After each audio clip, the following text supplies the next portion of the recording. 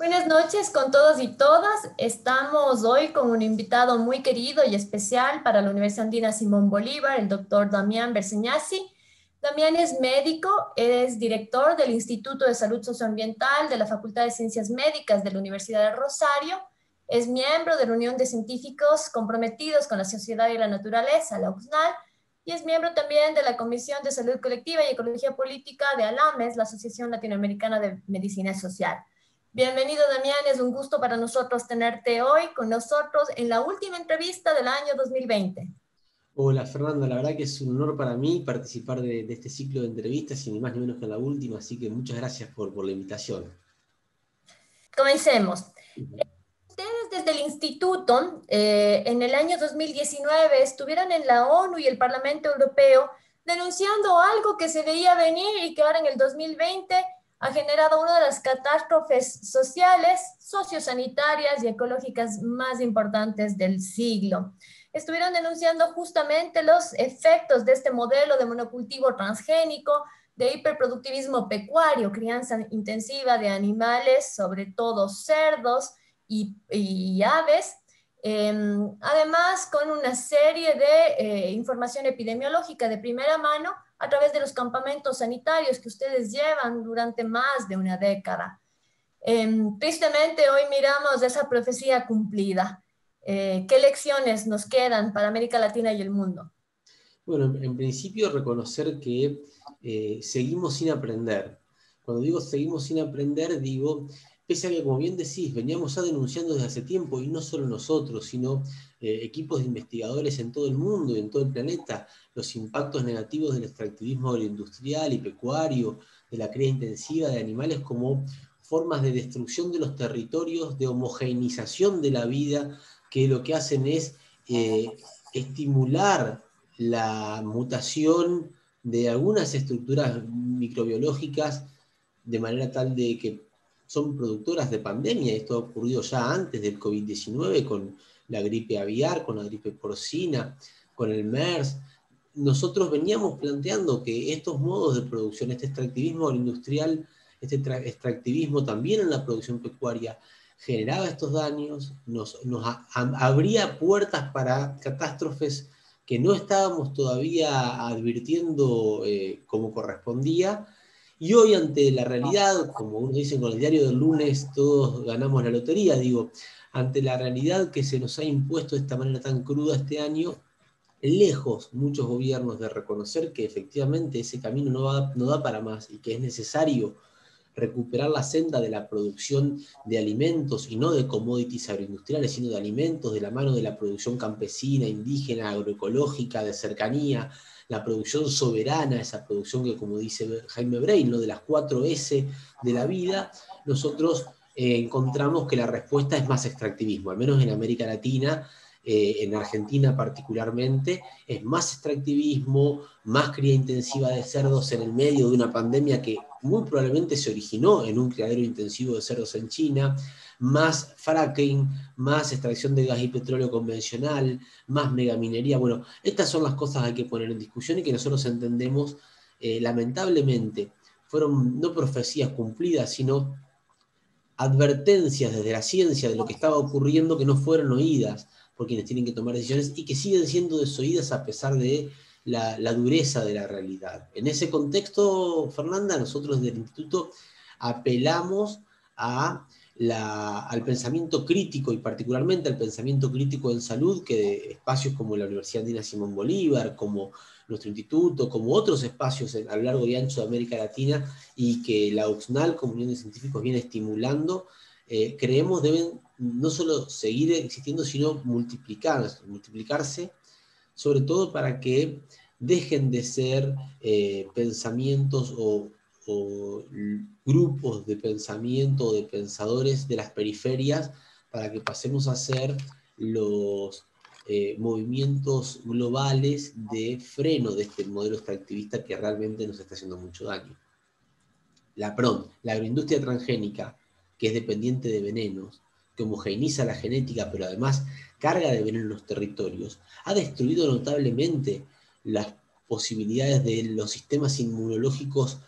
comunitarios, ecosistémicos y también individuales. Y ahí es donde nosotros entendemos está el principal problema, no en un COVID, no en un pobre coronavirus que lo que está haciendo es querer seguir existiendo. Está en cómo nosotros debilitamos nuestros cuerpos a partir de haber debilitado nuestros territorios y de haber transformado nuestro alimento en comida chatarra o en simple mercancía.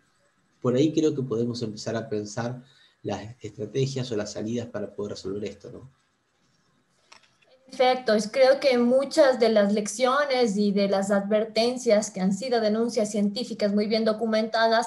ponen en debate la importancia de superar esa visión de misofobia que plantea incluso en términos bélicos discursos sanitaristas en contra de los microorganismos, cuando en la práctica estos son esenciales para la reproducción de la vida humana y no humana, para el desarrollo de los ecosistemas, para el cumplimiento de los ciclos vitales de los derechos de la naturaleza.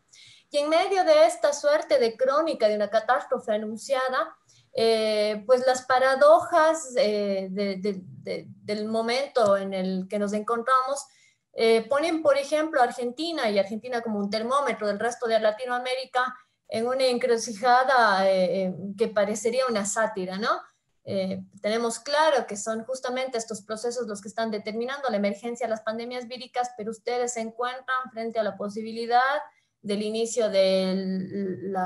la siembra de trigo transgénico y por otro lado de convertirse en el patio trasero de la China con la crianza intensiva de cerdos, que ha sido uno de los elementos vitales de la militancia actualmente por la salud colectiva, el derecho a la salud en su país. Efectivamente, ¿no? Argentina, igual que América Latina, es hoy parte de los territorios que han sido marcados por el poder económico, político y militar del mundo, que encarnan los países como China, Estados Unidos o la Unión Europea, para transformarse en el sumidero del planeta. Y particularmente en este momento el imperialismo chino que avanzó, bueno, en Ecuador ustedes lo saben muy bien, ¿no? Los estragos que ha hecho el imperialismo chino de la mano de los llamados progresismos latinoamericanos, en realidad hoy está viniéndose más al sur y transformando a la Argentina en un nuevo escenario de experimento a cielo abierto, como fue la introducción de los transgénicos en el año 96, ahora en plena pandemia antropogénica y zoonótica, vienen a traernos diríamos nosotros, ¿no? El huevo de la serpiente, ¿no? Nos traen a la Argentina el origen de la transformación y la mutación de virus que China necesita sacarse de encima. Y necesita sacarse de encima por dos motivos. En primer lugar, porque China ya no puede soportar seguir generando pandemias. Y en segundo lugar, porque China ya no tiene capacidad de garantizar el agua y garantizar los territorios para la producción de los alimentos o de la comida que estos cerdos que quieren instalar en nuestros países necesitan. Y como Argentina todavía lo tiene todavía acceso al agua y tiene todavía acceso a territorios de producción de commodities, entonces es un lugar ideal para los chinos, no para los argentinos. De la mano de esto, en nuestro país ha avanzado en este último año, Fernanda, se arrasaron con incendios intencionales más de 500.000 hectáreas, fundamentalmente de lo que era monte nativo y humedal del delta del río Paraná, con el objetivo indiscutible de transformar eso que antes eran humedales o monte nativo en áreas de ganado intensivo de vacas para poder liberar los espacios continentales para que puedan ahí caer los chiqueros chinos o las nuevas áreas de producción agroindustrial de commodities transgénicos con el que alimentarán a los cerdos chinos. Entonces, esos incendios que están aumentando la eliminación de gases de efecto invernadero, que están calentando el planeta, pero que están secando los ríos voladores, como hicieron el año pasado en la Amazonía brasileña, también son parte de la política extractiva de instalación de la producción sucia del planeta en nuestros territorios. Y por eso Argentina hoy debería ser mirada por el mundo como el ejemplo de lo que no hay que hacer en estos contextos. En efecto. Damián, querido, estamos cerrando el año 2020 y estamos cerrando con un balance tremendamente complejo. Por un lado, el incremento de los extractivismos, de las tecnologías perniciosas que han mutado no solo el patrimonio genético de la humanidad, sino que están mercando de los bienes comunes, del agua, de la naturaleza, de los suelos, que además, en lugar de comprender que en efecto estos procesos de mutación tóxica de las formas de producir, de las formas de criar, de las formas de distribuir tan inequitativamente, del hiperconsumismo, del descarte desenfrenado que ha convertido lagos, ríos, territorios rurales en territorios en sacrificio, se ve enfrentado con muchas expresiones también de resistencia. Creo que también América Latina es un territorio hermoso en donde tenemos experiencias emblemáticas de organización, de resistencia y también de propuestas de este otro mundo posible, de propuestas de agroecología, de propuestas de economías populares y solidarias, de economías en pequeñas en manos campesinas, de economías más bien pequeñas, circulares, de proyectos basura cero. Todo esto en medio de la necesidad de disputar no la derrota de los bienes comunes, sino más bien la supremacía de estos valores universales que deben primar en una ética del cuidado de la vida en dignidad. ¿Qué nos queda a la academia? ¿Cuál debe ser el rol de los gobiernos, de los estados? Más que nunca hoy el tema de la salud colectiva y el derecho a la salud vuelven a estar en el punto más amplio de discusión. En primer lugar, yo creo que a la academia nos queda recuperar la capacidad de ejercer el pensamiento crítico, de estimular el pensamiento crítico y de seguir sembrando pensamiento crítico en nuestras aulas, en nuestros espacios, en nuestros laboratorios, pero fundamentalmente sin perder de vista que tiene que ser ese pensamiento no al servicio del ego personal, sino al servicio de los pueblos, al servicio de las necesidades de los pueblos que hoy están siendo las principales víctimas, ellos y sus territorios, del avance de este extractivismo que encontró durante mucho tiempo, y aún hoy lo hace, en las estructuras de la academia, el reducto fundamental, el reservorio clave para poder seguir reproduciéndose a lo largo de todo este tiempo. Y en segundo lugar, partiendo de esa necesidad de rediscusión del rol de la academia en nuestros territorios, la necesidad de que nuestros gobiernos asuman sin medias tintas el compromiso para con la salud de los pueblos y no con la salud de las corporaciones. A muchos de nosotros se nos dijo en nuestros países durante este 2020, vamos a priorizar la salud antes que la economía, y por eso tenemos, no importa lo que pasa en la economía, que encerrarnos todo, porque el que sale es responsable de contagiarse. Es una mezcla de discusión y de discurso que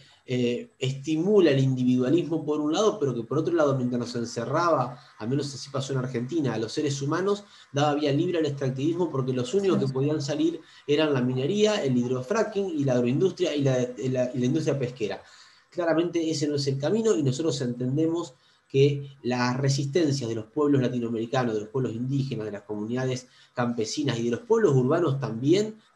son claves en este proceso de recuperación de la esperanza, pero no la esperanza de esperar a que algo ocurra, sino la esperanza de quienes se saben constructores en el andar de un futuro que va a llegar porque lo estamos haciendo nacer, y no porque lo vamos a esperar. Y lo estamos haciendo nacer colectivamente a partir de los lazos solidarios y comunitarios, porque si no recuperamos la comunidad, la pertenencia comunitaria y los lazos solidarios que unen a una comunidad, es muy poco probable que podamos resolver esta encrucijada en la que estamos hoy metidos por culpa del 1% de la humanidad que ha condenado al 99% restante a que seamos sus servidores y a que seamos los descartables para que ellos puedan seguir viviendo como quieran.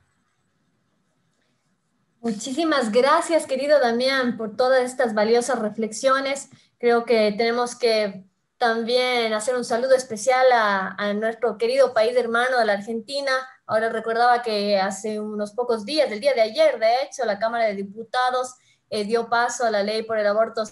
legal, seguro y gratuito. Así que son pequeñas acciones esperanzadoras, luego de una lucha tan grande latinoamericana, emblemática además frente al patriarcado, que nos da este camino a seguir por una revolución que sea ecologista, que sea feminista, que sea antirracista y que sea, por supuesto, popular e intercultural. Muchísimas gracias, querido Damián. El Andina, tienes tu casa. Para nosotros esta colaboración con ustedes en el instituto es vital por esta ciencia digna, por esta ciencia con conciencia. Muchas gracias, Fernanda, a ustedes, y también aquí en Rosario, en nuestro pequeño lugar. Ustedes saben que son parte de todas nuestras construcciones, nuestros sueños y nuestros haceres. Así que un fuerte abrazo, y seguramente nos vamos a seguir encontrando en estos caminos de la vida.